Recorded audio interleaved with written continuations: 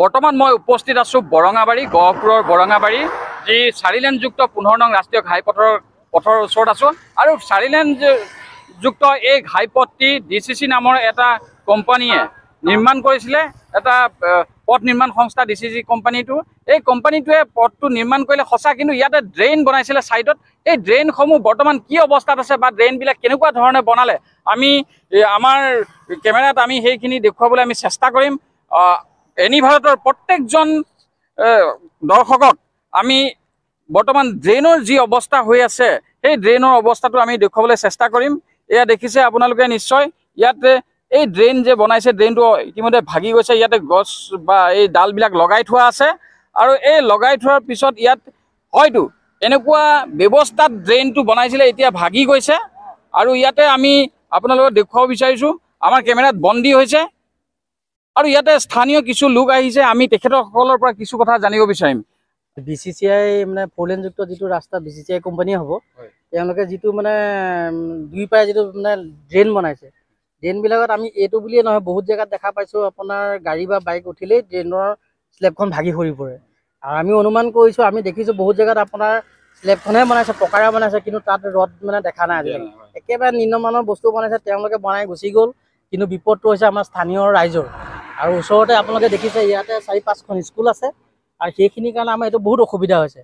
এটা সময়ত 9টা বজাৰ 8টাৰ পৰা 9টালৈকে যিটো ভিৰ হয়, সেইটো সময়ত হয়তো ইয়াত ডাঙৰ কেতিয়াবা এক্সিডেণ্ট হ'ব পাৰে। আৰু এইটো মানে অতি সোনকালে এইটো মানে বিভাগীয় কৰ্তৃপক্ষই ব্যৱস্থা ল'ব লাগে। হয়, নিশ্চয়। আমাৰ মাজত আৰু এজন দল সংগঠনৰ ব্যক্তি আছে, আমি তেখেতৰ পৰা কিছু কথা জানিম। এই বিষয়ত আপুনি কি ক'ব? হয়, DCC কোম্পানীৰ যি ৰাষ্ট্ৰীয় ঘাইপথ নিৰ্মাণত তেখেতসকলে কৰা যি অনিয়ম, যি লুণ্ঠন, ইয়াৰ এই প্ৰতিচ্ছবি প্ৰতিদিনে এতিয়া গহপুৰবাসী ৰাইজে ভোগ কৰিবলগীয়া হৈছে। তেওঁলোকে যি ড্ৰেইন বনালে ৰাস্তাৰ কাষত, সেই ড্ৰেইনৰ যি স্লেব থাকে ঢাকনি হিচাপত, সেই স্লেবত কিন্তু এই ভাঙি যোৱাৰ পিছত এই যে উদ্ঘাটন হৈছে, এই সত্যটো যে ইয়াত এডালো ৰদ ওলোৱা নাই। আপুনি চিন্তা কৰি চাওক, সমগ্ৰ চৰকাৰ প্ৰশাসনৰ পৰা আচলতে চকুৰ আগতে এনেকৈ ৰাষ্ট্ৰীয় ঘাইপথৰ কাষৰ ড্ৰেইনৰ যদি এডাল ৰদ নোলায়, এতিয়া ভগ্নপ্ৰায় অৱস্থাত আছে, ওচৰতে কেইবাখনো স্কুল আছে, পথচাৰীৰ উন্মুক্ত নলাত পথচাৰীৰ মৃত্যু পৰ্যন্ত হ'ব পাৰে ইয়াত। আমি অসম জাতীয়তাবাদী যুৱ পৰিষদৰ তৰফৰ পৰা বিশ্বনাথ জিলাৰ উপায়ুক্ত মহোদয়ক অনুৰোধ জনাইছোঁ, দাবী জনাইছোঁ, তেখেতসকলে এই যিসমূহ ড্ৰেইন আছে DCC কোম্পানীয়ে নিৰ্মাণ কৰা ড্ৰেইনসমূহ তেখেতসকলে পৰ্যবেক্ষণ কৰক। ইয়াত কিন্তু এই স্লেবত কিন্তু এডালো ৰদ আমি দেখিবলৈ পোৱা নাই। আৰু এই লুণ্ঠন আচলতে ইয়াৰ তদন্ত হ'ব লাগিব, আৰু দোষীক শাস্তি দিব লাগিব। হয়, আমাৰ মাজত আৰু এগৰাকী ব্যক্তি আছে, স্থানীয় লোক আছে, আমি তেখেতৰ পৰা কিছু কথা জানিব বিচাৰিম। কওকচোন। হয়, মানে এইটো যিমান দিনৰ পৰা দেখিছোঁ, সিদিনা যেনেকৈ ভাঙি গ'ল, ভঙাৰ লগে তাত এখনো ৰদ নোলালে। প্ৰায় কমচে কম এখনত 3-4খন 5খন স্কুলকে আছে। 8টাৰ পৰা 9:30 10টালৈকে এখন ভিৰ থাকে, ইফালৰ পৰা সিফালে ল'ৰা ছোৱালী যায়। হয়তো সেই সময়ত দুৰ্ঘটনাও হ'ব পাৰে এইটো। তাকে এতিয়া বিভাগীয় কৰ্তৃপক্ষই যাতে সোনকালে এখন মেৰামতি কৰি দিয়ে। আগতে ৰদ চদ নচোৱা যিখন প্লেট আছিলে ঢাকনা হিচাপত, এইখন প্লেট এডালো নাই। এডালো প্লেট নোলোৱাৰ কাৰণ যেতিয়া ভাঙি গ'ল, ভঙা এতিয়া ল'ৰা ছোৱালী হয়তো তাত ভৰি চৰি ভাঙিব পাৰে, সোমাবও পাৰে। এতিয়া কি বিচাৰে আপোনালোকে? সোনকালে মেৰামতি কৰি ঠিক ঠাক কৰি দিব লাগে আৰু। হয়, নিশ্চয়কৈ আপোনালোকে নিশ্চয় এনি ভাৰতৰ সকলো দৰ্শক আমি দেখুৱাব বিচাৰিলোঁ বা দেখাইছে, আপোনালোকে কেমেৰাত বন্দী হৈছে DCC কোম্পানীয়ে কেনেধৰণে ড্ৰেইন নিৰ্মাণ কৰিলে গহপুৰত, এই বৰঙাবাৰীত বা বিভিন্ন জেগাত তেওঁলোকে ড্ৰেইন নিৰ্মাণ কৰিছিলে। কিন্তু ড্ৰেইনত ৰাইজৰ অভিযোগ আছে, দল সংগঠনৰ দাবী আছে যে ড্ৰেইনত যি ৰদ ব্যৱহাৰ কৰিব লাগিছিলে, পকাৰ যি আছিলে, সেই তাত ৰদসমূহ দেখা পোৱা নাই।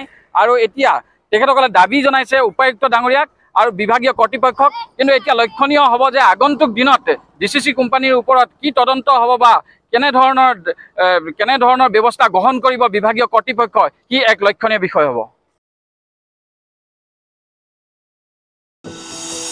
এনি ভাৰত 24ৰ প্ৰথম প্ৰয়াস, জুবিন গাৰ্গৰ গীতৰ প্ৰতিযোগিতা।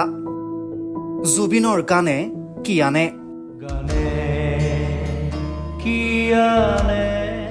অডিশ্যনৰ বাবে যোগাযোগ কৰক 8638661821 আৰু 8812831556 নম্বৰত। এনি ভাৰত 24 উদ্যোগত এটা নতুন সংগীতৰ প্ৰতিযোগিতা আয়োজন কৰা হৈছে, য'ত মোৰ গানৰ প্ৰতিযোগিতা হ'ব। আপোনালোকে তাত প্ৰতিযোগী হিচাপে আহিবলৈ পাৰিব। আৰু মোৰ ফালৰ পৰা আন্তৰিক শুভকামনা জনাইছোঁ। আৰু অনুষ্ঠানটোৰ নাম হৈছে গানে কি আনে। সকলোকে মৰম জনাইছোঁ, সকলোৱে আহক, ইয়াত অংশগ্ৰহণ কৰক। Thank you very much. Love U.